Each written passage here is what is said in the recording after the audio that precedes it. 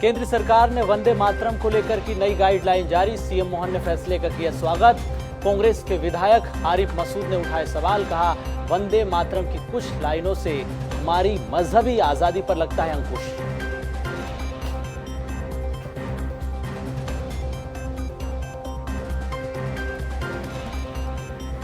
मध्य प्रदेश में बाघों की मौत पर हाईकोर्ट की तल्ख टिप्पणी। बाघों की मौत पर वन विभाग बांधवगढ़ टाइगर रिजर्व पर उठाए सवाल। 1 हफ्ते के भीतर मांगी रिपोर्ट, सरकार को देना होगा जवाब। 222 मौतों पर सवाल।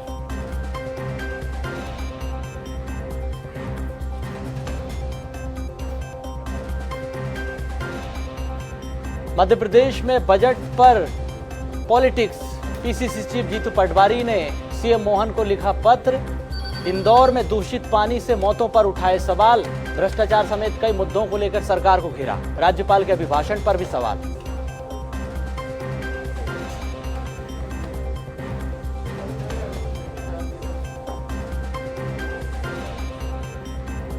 बिलासपुर में एसीबी ईओडब्ल्यू का बड़ा एक्शन। तहसीलदार, नायब तहसीलदार गिरफ्तार। भारतमाला प्रोजेक्ट में भ्रष्टाचार के आरोप। 10 दिन की पुलिस रिमांड।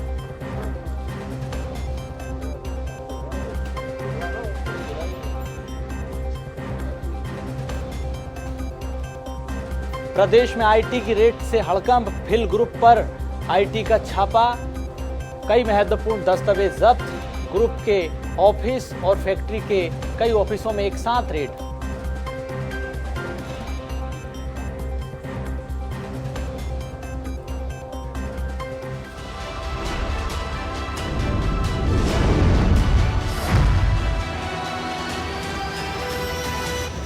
नमस्कार, बीएसटीवी देख रहे हैं आप। मैं हूं आपके साथ सोनू सेन। बहुत स्वागत है आपका 5 का पंच में। तो 5 के पंच में 5 बड़ी महत्वपूर्ण खबरें सबसे पहले आपको टेलीविजन स्क्रीन पर बताते हैं। इन 5 तस्वीरों को आप देखिए, समझिए। आज 5 के पंच की 5 बड़ी तस्वीरें हैं। वंदे मातरम पर सियासत से जुड़ी खबर भी आपको बताएंगे। क्या है केंद्र सरकार की गाइडलाइन और उस पर जो सियासत हो रही है उसके बारे में भी आपको जानने समझने का मौका मिलेगा। भ्रष्टाचार की भारतमाला की रफ्तार भी आपको देखने को मिलेगी। बाघों की कब्रगाह कैसे मध्य प्रदेश बनता जा रहा है, इस पर भी तीखे सवाल पूछे जाएंगे। हाईकोर्ट की तल्ख टिप्पणी के बारे में भी आपको बताएंगे। मध्य प्रदेश में पत्र पॉलिटिक्स क्यों हो रही है, ये भी आपको बताएंगे। पीसीसी चीफ जीतू पटवारी ने सीएम मोहन को आखिर क्यों पत्र लिखा है, क्या उनकी मांगे हैं, वो भी आपको बताएंगे।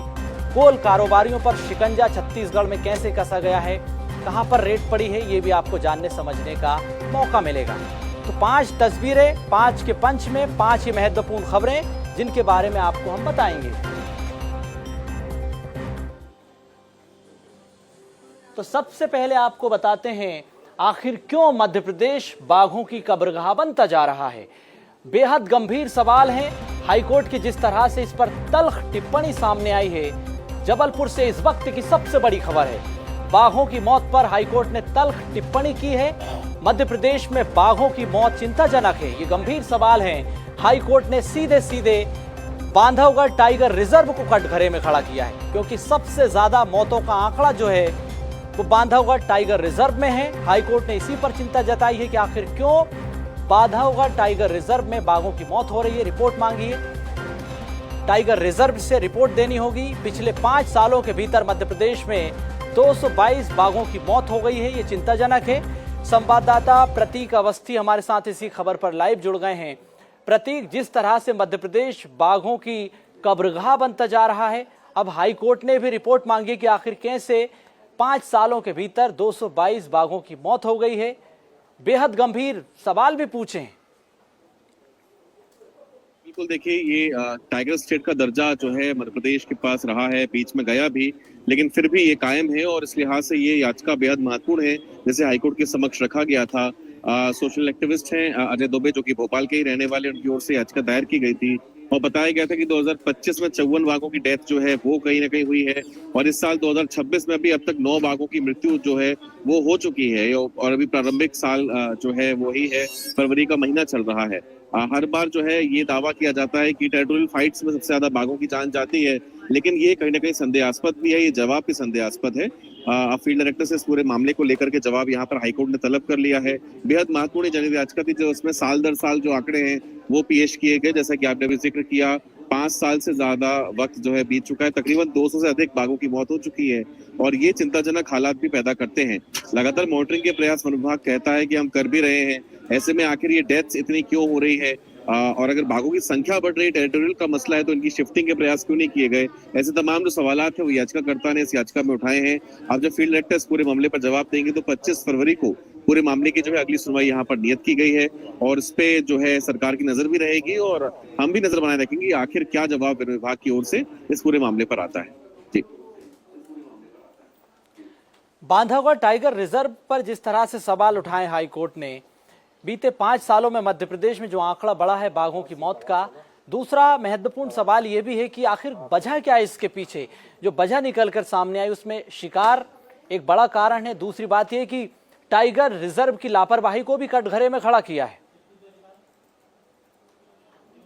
तो ये जवाब के बाद ही स्पष्ट हो पाएगा कि आखिर वन विभाग इसका क्या जवाब देता है, लेकिन प्राथमिक जो जवाब इसके पहले आ चुके हैं वो ये कहते हैं कि टेरिटोरियल फाइट यानी आपसी जो रंजिश होती है दो शेरों के बीच या बाघों के बीच में, वो सबसे बड़ी मुख्य वजह है। और प्रतीक, मैं आपके पास आऊंगा। हमारे साथ आजाद सिंह डवाज साहब भी जुड़ गए हैं, रिटायर्ड IAS अफसर हैं।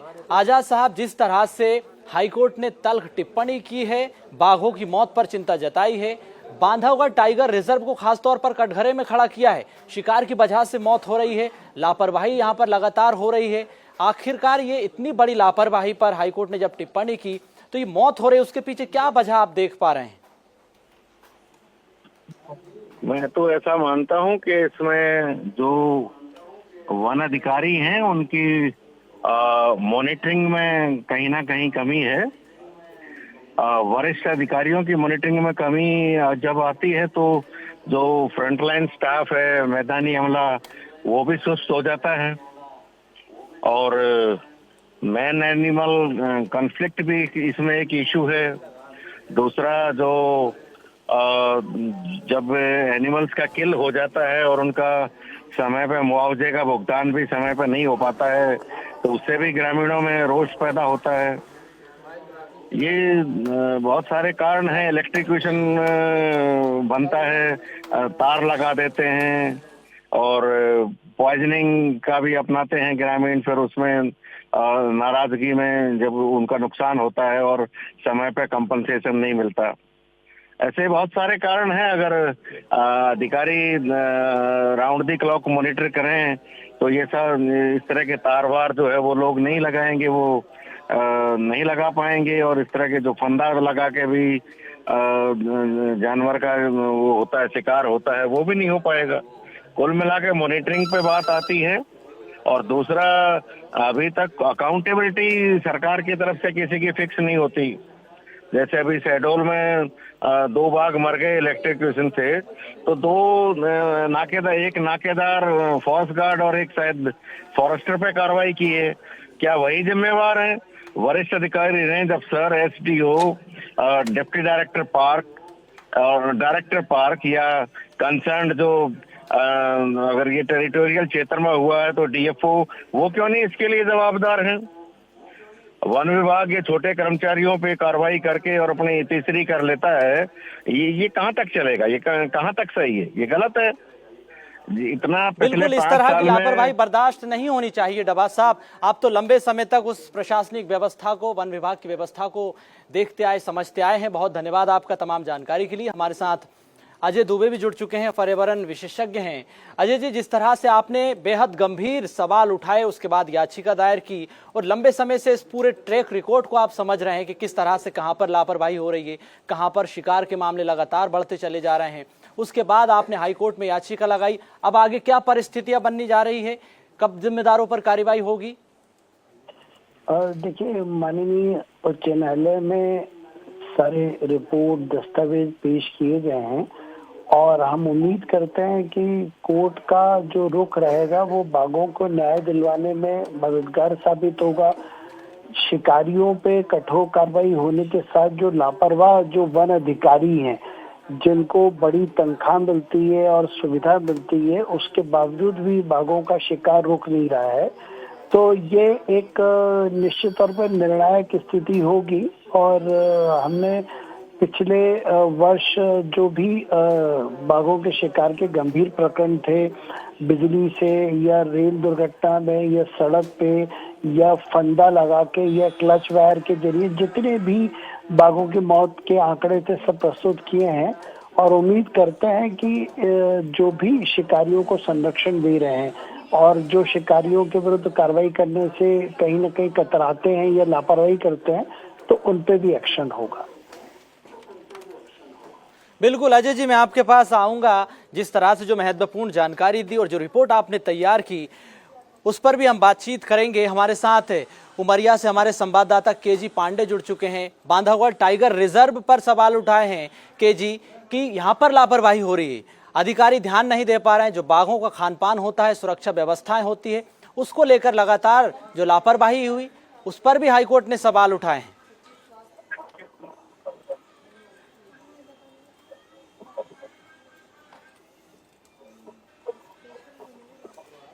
केजी पांडे, आप सुन पा रहे हैं मेरी आवाज? जी तो आ रही आवाज। सवाल सीधा सा हाईकोर्ट ने बांधवगढ़ टाइगर रिजर्व की कार्यप्रणाली पर सवाल उठाए हैं। लापरवाही क्यों हो रही है, बाघों का शिकार क्यों हो रहा है और आप क्या कर रहे हैं? जी सोनू, मैं आपको बिल्कुल बताना चाहूंगा कि जो बांधवगढ़ में लगातार बाघों की मौत हो रही है उसमें करीब 95% जो बाघ की मौत होती है वो आपसी संघर्ष में बताते हैं। वन्य जीव जो विशेषज्ञ हैं वो बताते हैं कि बांधवगढ़ का जो टोटल क्षेत्रफल है वो 1500 किलोमीटर का और एक टाइगर मेल टाइगर के लिए लगभग 35 वर्ग किलोमीटर की आवश्यकता होती है और फीमेल टाइगर की 10 वर्ग किलोमीटर की आवश्यकता होती है। जिस हिसाब से यहाँ पर बांधवगढ़ में 165 के ऊपर टाइगर है, उस हिसाब से 1500 वर्ग किलोमीटर उनको जो एरिया है वो छोटा पड़ रहा है, जिस कारण से इसमें बाघों के आपसी संघर्ष में ज्यादा मौतें हो रही हैं। बिल्कुल महत्वपूर्ण जानकारी आपने दी है। नजर बनाए रखिएगा इस खबर पर। हमारे साथ प्रतीक लगातार बने हुए हैं। प्रतीक, अब हाईकोर्ट का आगे क्या रुख रहने वाला है, कब जिम्मेदारों पर, क्योंकि लंबे समय से हम देख रहे हैं कि मध्य प्रदेश के अलग अलग जिलों से, अलग अलग केंद्रों से जो खबरें आती है और बांधवगढ़ टाइगर रिजर्व पर जो सवाल उठे हैं उसके बाद जो गंभीर सवाल उठे हैं, अब आगे क्या स्थिति बनेगी? देखिए, आपको पहले बता दूं कि फिलहाल तो जवाब अभी क्या आता है फील्ड डायरेक्टर का, ये हम सभी को देखना होगा। लेकिन इसके पहले भी मसला उठा है कि जो क्षेत्रफल बांधवगढ़ का है वो अनुमानित जितनी वहां पर मौजूद संख्या है बाघों की उसके अनुपात में बेहद कम है। और इसको न केवल कुछ जानकार बल्कि जिम्मेदारों ने भी इस मसले को उठाया है। लेकिन वही जो अभी कहीं ना कहीं जो जानकारी या जो बातचीत अभी वरिष्ठ अधिकारी कह भी रहे थे हमारे साथ कि ये मॉनिटरिंग का भी विषय है कि अगर ज्यादा है तो उनकी शिफ्टिंग के लिए भी कहीं ना कहीं प्रॉपर जो है कार्य किए जाना चाहिए। अगर बाघों की संख्या लगातार बढ़ रही है, हम देख पा रहे हैं कि अलग अलग टाइगर रिजर्व है उनकी संख्या मध्य प्रदेश में बढ़ गई है, इसलिए आज से अगर उन्हें शिफ्ट किया जाए तो एक प्रॉपर प्लानिंग हो सकती है। जो वन विभाग के जिम्मेदार हैं उनके लिए अब ये महत्वपूर्ण हो जाता है कि वो आकलन करें कि टेरिटोरियल वाइज भी अगर देखा जाए तो कितने बाघ किस टाइगर रिजर्व में है, अगर शिफ्टिंग की आवश्यकता पड़ रही है तो उसे किया जाए। बहरहाल ये जिम्मेदारों का जवाब होना चाहिए। महत्वपूर्ण सवाल है आपके भी और हाईकोर्ट के भी। हाईकोर्ट की टिप्पणी पर अब बांधवगढ़ टाइगर रिजर्व को ध्यान देना होगा, सुरक्षा व्यवस्था को मुकम्मल करना होगा, जो व्यवस्थाएं हैं उनको ठीक करना होगा और लापरवाही अधिकारियों की जो यहाँ पर बरती जा रही है जवाबदेही सुनिश्चित करनी होगी। बहुत धन्यवाद आपका तमाम जानकारी के लिए। नजर बनाए रखिएगा इस खबर पर। खबरों में आगे बढ़ेंगे, सीधा राजधानी भोपाल आपको लिए चलते हैं। मध्य प्रदेश में वंदे मातरम पर अब सियासत हो रही है। जी हाँ, वंदे मातरम को लेकर केंद्र सरकार ने गाइडलाइन जारी की, उसके बाद मध्य प्रदेश में सियासत हो रही। वंदे मातरम पर बड़ा फैसला केंद्र सरकार ने लिया है।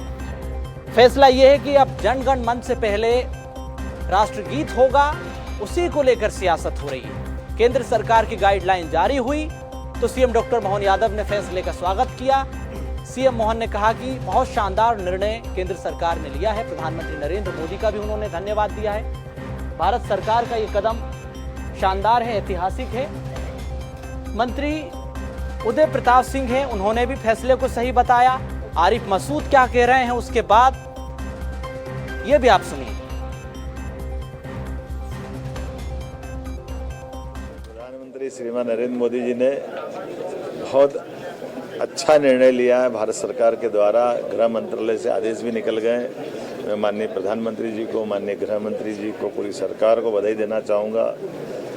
वंदे मातरम की पुनर्प्रतिष्ठा करने के साथ उनने जो निर्णय लिया है कि पूरे देश के अंदर पूरा वंदे मातरम का गायन हर कार्यक्रम के साथ जनगण मन के पहले किया जाएगा, ये सच में वंदनीय निर्णय है। इस निर्णय के करने से आज़ादी के पूर्ववर्ती काल के तमाम स्वतंत्रता सेनानी, सभी बलिदानी, क्रांतिकारी, सबके लिए जिस मंत्र ने आज़ादी के संघर्ष की ताकत को बढ़ाया, उसकी पुनर्प्रतिष्ठा सच में प्रशंसनीय है। मेरी अपनी ओर से बधाई।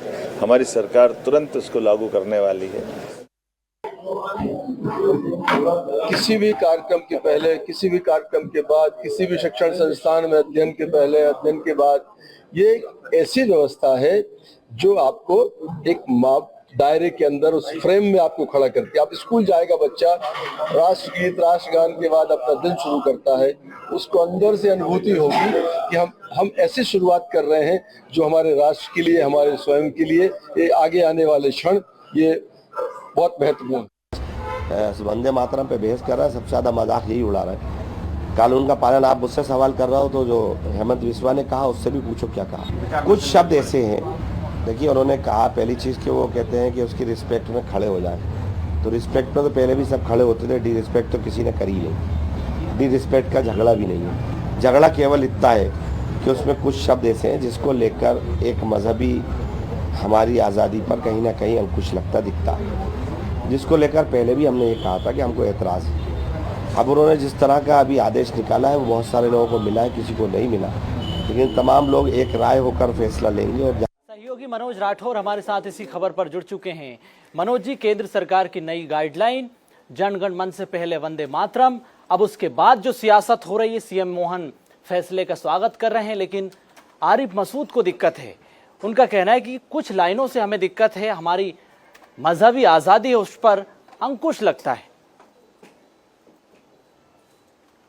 बिल्कुल, क्योंकि केंद्रीय गृह विभाग ने राष्ट्रीय गीत वंदे मातरम को लेकर गाइडलाइन जो है वो जारी कर दी है, और इस गाइडलाइन के बाद केंद्र के इस बड़े फैसले के बाद जो है मुख्यमंत्री डॉक्टर मोहन यादव ने भी ऐलान कर दिया है कि मध्य प्रदेश में इसे तत्काल लागू किया जाएगा। यानी जो गाइडलाइन है उसके तहत सभी सरकारी कार्यालयों में जो है राष्ट्र गान से पहले राष्ट्रीय गीत वंदे मातरम का गान जो है वो किया जाएगा, और ये कंपलसरी रहेगा। और जो इसमें आरोप जो लगाया गया है कि कांग्रेस ने जो 6 इसके पेरा थे उसमें से 4 को हटाने का काम किया था, और ऐसे में अब इन पेरा को केंद्र सरकार ने, गृह मंत्रालय ने फिर से जोड़ के 6 पेरा जो है वो कर दिए। यानी 6 पेरा के तहत जो है 6 छंद के तहत जो है इस राष्ट्रीय गीत को गाया जाएगा।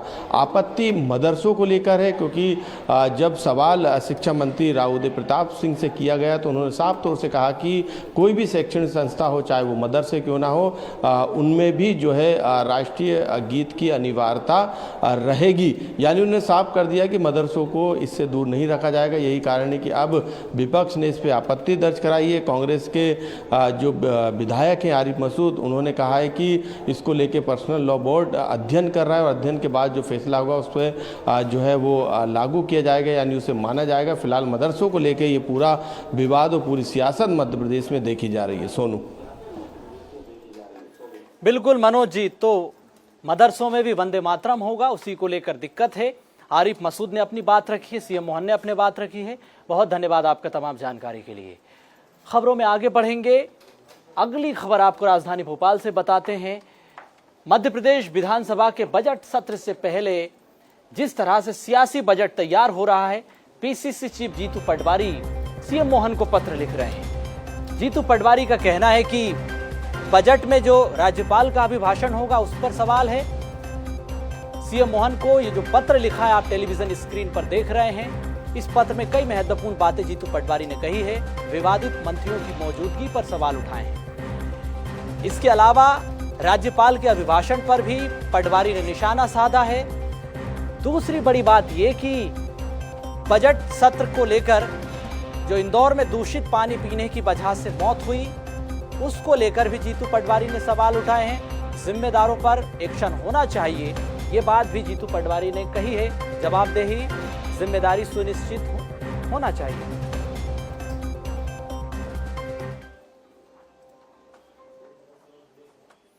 इस बीच एक बड़ी खबर रायपुर से आपको बता रहे हैं। बड़ा एक्शन हुआ है, बड़ी गिरफ्तारी हुई है। तो नायब तहसीलदार की गिरफ्तारी हुई है। भारतमाला प्रोजेक्ट से जुड़ी इस वक्त की सबसे बड़ी खबर है। तो भ्रष्टाचारियों पर एसीबी ईओडब्ल्यू का एक्शन हुआ है, इस वक्त की बड़ी खबर। फरार तहसीलदार शशिकांत कुर्रे गिरफ्तार हो गए हैं। नायब तहसीलदार को भी गिरफ्तार किया है। लखेश्वर प्रसाद ये भी गिरफ्तार कर लिए गए। भारतमाला प्रोजेक्ट में जो गड़बड़ी हुई, करोड़ों का घपला घोटाला हुआ, फर्जी दस्तावेज तैयार किए, मुआवजे में जो घोटाला किया गया, उसको लेकर ये बड़ा एक्शन हुआ है। सुप्रीम कोर्ट से जमानत याचिका पहले इनकी खारिज हो चुकी थी। अब इस वक्त की बड़ी खबर है, विशेष न्यायालय से स्थायी वारंट जारी था। अब दोनों गिरफ्तार हो गए हैं। एसीबी ईओडब्ल्यू ने एक्शन लिया है। ये पूरा घोटाला कैसे हुआ? जमीन अधिग्रहण का मामला है। 43 करोड़ का घोटाला इसमें हुआ है। जमीन को टुकड़ों में बांटकर एनएचएआई को 78 करोड़ रुपए का भुगतान दिखाया गया।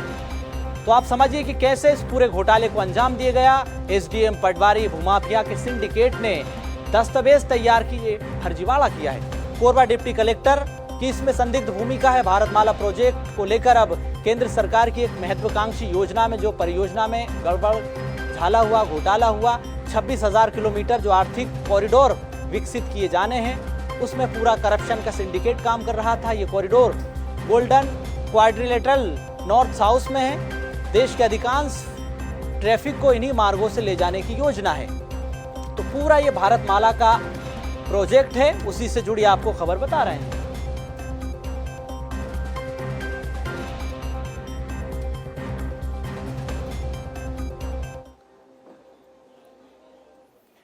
बिलासपुर से अगली बड़ी खबर, आईटी का एक्शन यहां पर देखने को मिला है। तो इस वक्त की बड़ी खबर आपको बता दें, इनकम टैक्स ने छापामार कार्रवाई की है।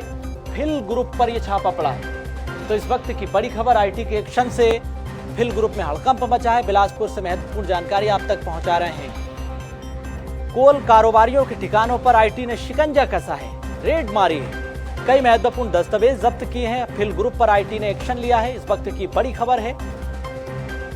तो कोल कारोबारियों में हड़कंप मच गया। ऑफिस, फैक्ट्री, घर के जो अलग अलग जगह है उन पर टीम पहुंची है। इस वक्त की बड़ी खबर, प्रवीण झा जो कि फिल ग्रुप के मालिक हैं, इनके ठिकानों पर एक्शन हुआ है। बिलासपुर से इस वक्त की बड़ी खबर है, कोल कारोबारियों में हड़कंप मचा है। तो इस वक्त की बड़ी खबर आपको बता रहे हैं, कोल कारोबारियों के ठिकानों पर आईटी का एक्शन देखने को मिला है। कई महत्वपूर्ण दस्तावेज खंगाले जा रहे हैं। ये जो आप पूरी टीम देख रहे हैं, ऑफिस, फैक्ट्री, घर पर पहुंची है। अलग अलग जगह पर छापे पड़े हैं, ठिकानों पर छापामार एक्शन यहां पर देखने को मिला है।